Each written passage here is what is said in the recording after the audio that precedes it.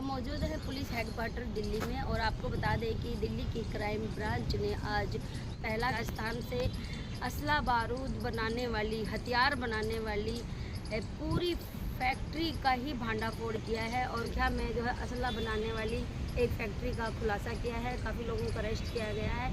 तो वहीं दूसरी तरफ दिल्ली के क्राइम ब्रांच ने साइबर फ्रॉड करने वाले लोगों को भी अरेस्ट किया है, जिसमें अरेस्ट हुए हैं दोनों ही पूर्वी दिल्ली के बताए जा रहे हैं। और बड़ी संख्या में इन लोगों से जो है ना, जो बैंकों के अलग अलग बैंकों के एटीएम कार्ड भी बरामद किया गया है।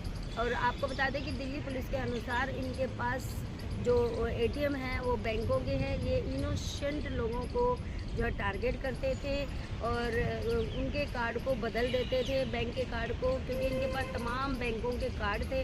जिससे ये जब कोई जो इनोसेंट व्यक्ति जिसके को ट्रांजैक्शन के बारे में जानकारी नहीं होती थी उसको ये कैच करते थे, उसको ही बताने के बहाने से उनका पिन जान लेते थे।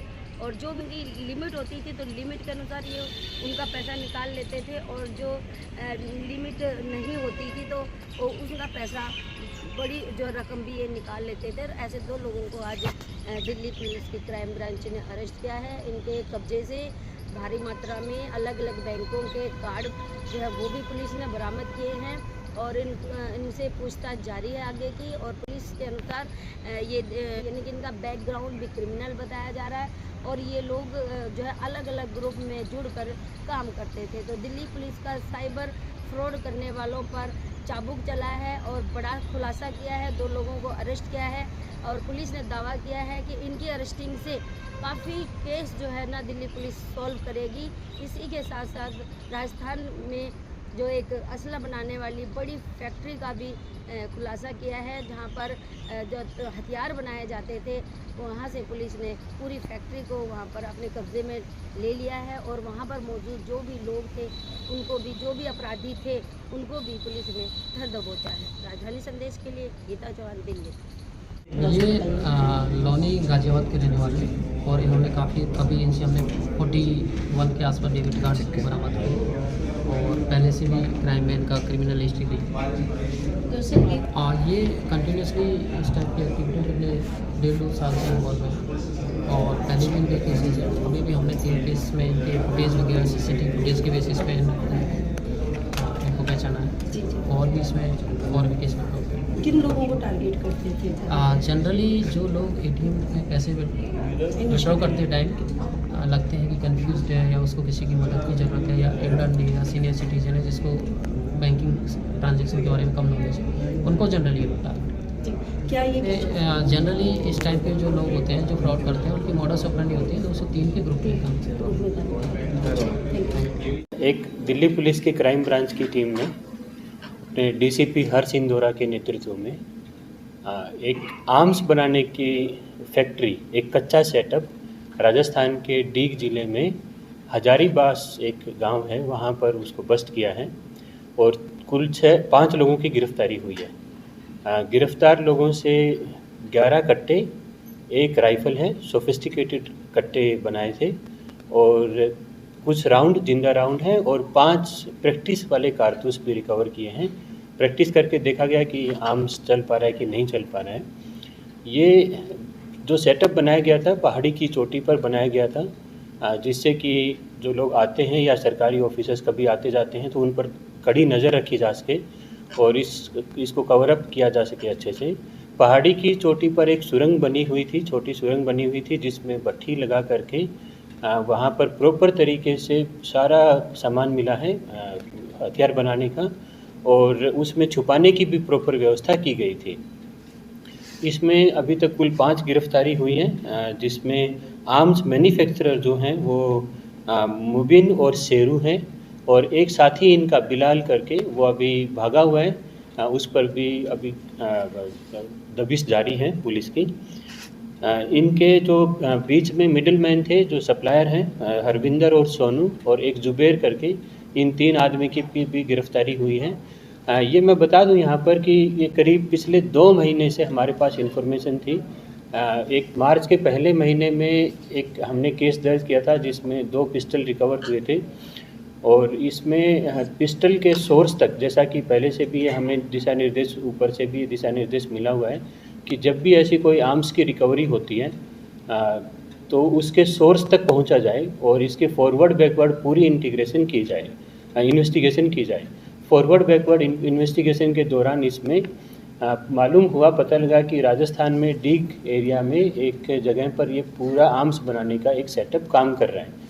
तो जब उस इन्वेस्टिगेशन को डेवलप किया गया, करीब 3-4 ऑफिसर्स की टीम, पुलिस अफसरों की टीम ने 6-7 बार कम से कम वहाँ पर रेकी की। बहुत ही हॉस्टाइल टेरेन है डीग ज़िले में, जो हजारीबास जगह जो बताई गांव का एक इलाका है, उसमें पहाड़ी की चोटी पर ये काम चल रहा था। बड़ी मुश्किल से वहाँ तक रीच बनाई गई, इन्फॉर्मेशन को पुख्ता किया गया और करीब 2 महीने की कड़ी मशक्क़त के बाद जब ये इन्फॉर्मेशन डेवलप हुई तो डीसीपी के नेतृत्व में एक टीम कंस्टिट्यूट की गई, जिस टीम ने जाकर के पिछले 3 दिन पहले वहाँ पर इसको सर्च किया, पूरे वेन्यू को सर्च किया और वहाँ से मौके से काफ़ी सारा सामान, जो कि मैं आपको पहले भी फ़ोटो में दिखाया, ये पूरा फैक्ट्री का सामान वहाँ से रिकवर हुआ है और इस सामान को, पूरा सामान को ही उस सुरंग में छुपाया जाता था जहाँ पर इसका मैन्युफैक्चरिंग का काम भी चल रहा था। तो इस तरीके से इसके सोर्स तक पहुँचे हैं और सोर्स तक पहुँच करके करीब एक पूरे रैकेट को बस्ट किया है। इसमें आगे भी 2-3 लोग अभी एब्सकॉन्ड कर रहे हैं, जिन पर गिरफ्तारी आगे ड्यू कोर्स में की जाएगी। फैक्ट्री कब से चल रही थी, बताया इन्होंने, कब से ये बना रहे थे और सप्लाई कहाँ करते थे हथियारों की? ये फैक्ट्री काफ़ी लंबे समय से चल रही थी, जो अभी पता लगी है। इसमें पहले भी करीब 1-2 साल पहले सुनने में आया कि एक केंद्रीय एजेंसी भी आर्म्स की फैक्ट्री को बस्ट करने के लिए वहाँ पर पहुँची थी और वहाँ पर उस समय थोड़ी सी शायद कहीं लगता है सूचना में कमी रह गई है, लेकिन उस समय भी ये कार्यरत थे ये लोग और काफ़ी अरसे से ये लोग आर्म्स सप्लाई कर रहे हैं। और जुबैर और ये जो 2 लड़के मैंने बताए आपको, हरविंदर और सोनू के ज़रिए ये दिल्ली एनसीआर में जितने भी गैंगस्टर्स भी सक्रिय हैं उनको भी ये आर्म सप्लाई कर रहे हैं। तो काफ़ी एक हमारे पास डिटेल्स हैं, अभी और भी काफ़ी डिटेल्स हैं इसमें। तो इस मेड के जितने भी वेपन्स अभी यूज़ हो रहे हैं या जिसमें रिकवरी भी हुई है, तो मिलान करके देखा जा रहा है कि इसमें टोटल कितने वेपन अभी तक इस ग्रुप से एफिलिएटेड हैं या इनसे जुड़े हुए हैं, तो उस पर भी आगे तफ्तीश जारी है। गैंगस्टर के संपर्क में, लोगों के संपर्क में थे? हाँ, ये जैसे बताया पहले, एक हमने मार्च में एक केस रजिस्टर किया था जिसमें रोहित गहलोत करके एक लड़के को अरेस्ट किया था। रोहित ने ये इन्फॉर्मेशन दी थी कि वो जुबैर नाम के एक आदमी से, जो कि डीग का रहने वाला है, वहाँ से सप्लाई किया था। जुबैर ने इसको सप्लाई किया था। रोहित गहलोत के जो लिंक हैं वो कहीं विकास लगरपुरिया गैंग से संबंध रखता है वो लड़का। तो उससे जब बात हुई थी तब उसने बताया कि इन्वेस्टिगेशन के दौरान कि ये वहाँ से सप्लाई हो रही है। उस कांड में भी जो लड़के शामिल थे उसमें भी हमने 2 लड़के उस समय गिरफ्तार किए थे, उसमें भी 1 या 2 अभी एब्सकॉन्ड कर रहे हैं, जिन पर अभी दबिश जारी है। सर, इनसे लिए हुए जो हथियार थे उनसे दिल्ली में कोई वारदात हुई क्या? ये अभी असरटेन किया जा रहा है, लेकिन हाँ, ये स्वाभाविक है कि ये जो हथियार, जैसे पहले भी बताया लगरपुरिया गैंग के जो, तो उनसे पिछले साल दिसंबर में एक वारदात में छावला इलाके में सामने आया कि ये आर्म्स यूज हुए हैं। ये बात आई है सामने में, इसको अभी और भी कंफर्म कर लेंगे, लेकिन ये है कि इनके बनाए गए ये हथियार चालू हालत में हैं और ये यूज हुए हैं। तो सर, जो छावला इलाके के अंदर वारदात हुई थी, गोलीबारी की वारदात हुई थी, एक शख्स के कमर पे गोली मारी थी और रोहित गहलोत उसी में था, क्या इस गैंग ने उस वारदात के अंदर हथियार सप्लाई किए थे, जिसके अंदर धारा 3 बिल्कुल ये सही है, आपने ये कनेक्ट सही जोड़ा है। ये उसी केस में क्राइम ब्रांच की टीम ने काम करते हुए रोहित गहलोत की गिरफ्तारी की थी, जिसमें रोहित गहलोत के पोजीशन से जिस समय गिरफ्तार किया था मार्च के पहले सप्ताह में, उस समय भी उससे 2 पिस्टल रिकवर किए थे। वो पिस्टल भी यहीं से बने हुए थे, इसी फैक्ट्री के बने हुए थे, और उस समय भी कुछ लाइव राउंड रिकवर हुए थे, वो भी उसी के द्वारा सप्लाई किए गए थे, इसी जुबैर के थ्रू ही सप्लाई किए गए थे। और जब रोहित गहलोत की गिरफ्तारी हुई मार्च में, तो उसने ये इलाके के बारे में थोड़ा सा एक हिंट दिया था, लेकिन प्रॉपर इनपुट नहीं थी, जिसको काफ़ी डेवलप किया गया, बहुत मेहनत की उसमें। क्राइम ब्रांच के जो 3 लड़के, मैं नाम बताना चाहूँगा, हमारी पुलिस सेटअप के राहुल हैं, अमित हैं और मनीष, इन 3 लड़कों ने काफ़ी मेहनत करी है और करीब 1 महीने तक लगातार रेकी करने के बाद वहाँ